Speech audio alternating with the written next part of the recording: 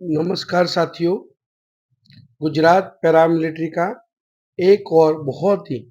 लाजवाब, खूबसूरत, सराहनीय कदम। जैसे कि सब जानते हैं, गुजरात पैरामिलिट्री संगठन सदैव जो हमारे देश की सरहद की आंतरिक सुरक्षा में बहुत बड़ा योगदान देने वाले पैरामिलिट्री के साथ जो अन्याय हो रहा है, उनके साथ जो भेदभाव की नीति है और हमारे सीएपीएफ पैरामिलिट्री जवानों की देश के प्रति क्या उनका कर्तव्य है, क्या उनकी निष्ठा भावना है, किन किन परिस्थिति में देश की सुरक्षा में उनका योगदान रहा है, इन सब चीज से देश के प्रत्येक नागरिक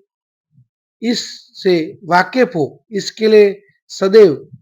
बहुत ही कार्यशील, प्रगतिशील कार्य कर रहा है। उसी के अभियान के भाग स्वरूप गुजरात के सभी विधायक और सांसद सभ्य एवं प्रतिनिधि जो भी है, चाहे किसी भी पार्टी का हो, उन तक बात पहुंचा के पैरामिलिट्री को भी जो देश एक है, राष्ट्र है, एक है, तो दोनों वीर सपूत पुत्रों को समान सुविधा होना चाहिए। इसके अभियान को सफल बनाने के लिए लगातार प्रयास कर रहे। उसके भाग स्वरूप आज गुजरात के भरूच और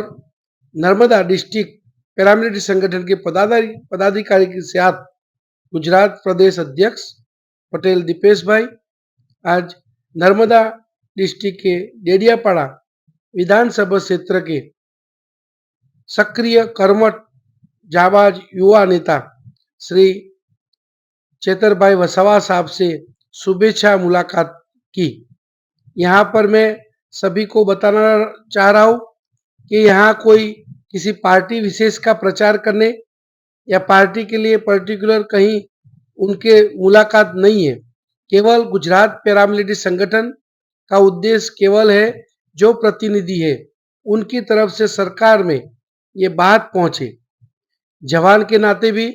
चाहे किसी भी पार्टी हो, लेकिन जवानों को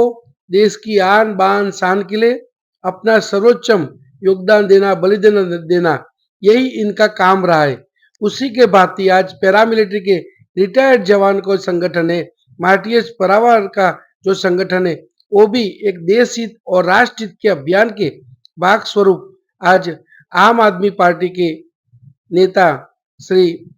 चेतरभाई वसावा साहब से मुलाकात की और उनको भी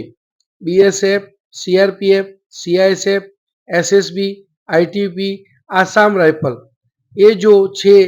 फोर्स पैरामिलिट्री है जो हमारे गृह मंत्री माननीय श्री अमित शाह साहब के अंडर में आती है, और आर्मी, एयरफोर्स, नेवी जो संरक्षण मंत्री है। देखा जाए तो दोनों ही देश की एक तरह सेना ही है, दोनों का नाम अलग अलग है, उनकी व्यवस्था के भाग स्वरूप उनका सुरक्षा के दृष्टि से कर्तव्य अलग अलग है। एक को नीति नियम के अनुसार जब कहीं लड़ाई का माहौल हो तभी वो बॉर्डर पर डिप्लॉयड हो सकती है, अन्यथा वो बॉर्डर पर डिप्लॉयमेंट नहीं होती। अतः सेना कभी भी बॉर्डर पर डिप्लॉयमेंट न होने के कारण ये शांति के समय में हमारी पैरामिलिट्री फोर्स सरहद की सुरक्षा में, आंतरिक सुरक्षा में, वीवीआईपी सुरक्षा में, चुनाव, प्राकृतिक आपदा, दंगा फसाद, सभी जगह, यानी शॉर्ट में यहाँ पर कहे तो देश की सुरक्षा और शांति बनी रहे, उसके लिए हमारे पैरामिलिट्री जवानों का बहुत बड़ा योगदान है। ये बात जब हमारे चेतरभाई वसावा साहब को पता चला, उन्होंने इस बात को बहुत ही गंभीरता से लिया और प्रत्येक बिंदु पर बहुत ही गंभीरता से बातचीत की, और उन्होंने भी बताया कि मुझे भी इस विषय में इतना ज्ञान नहीं था, लेकिन मैं जरूर इस विषय पर कहना चाहूँगा कि पैरामिलिट्री को भी सेना की तरह सम्मान मिलना चाहिए, वो भी देश की एक सेना ही है।